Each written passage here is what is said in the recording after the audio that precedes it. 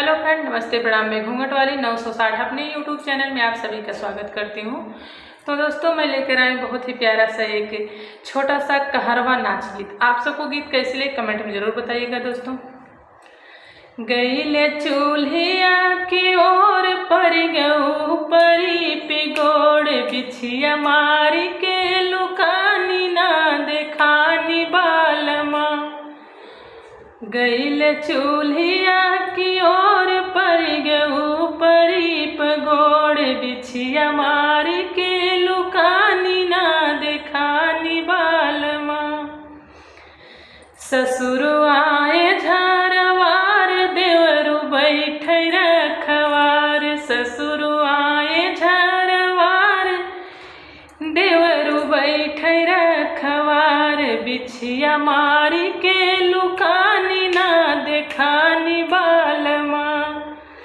गईले चूल्हिया की ओर पर गऊ परी पगोड़ बिछिया मारी के लुकानी ना देखानी बालमा।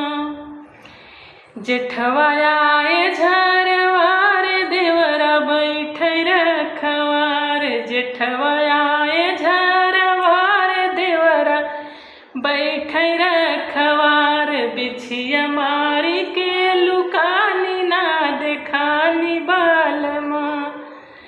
बिछिया मारी के लुकानी ना देखानी बालमा।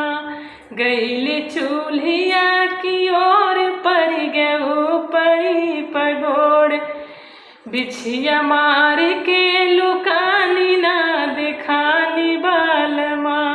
बिछिया मारी के लुकानी ना देखानी बालमा।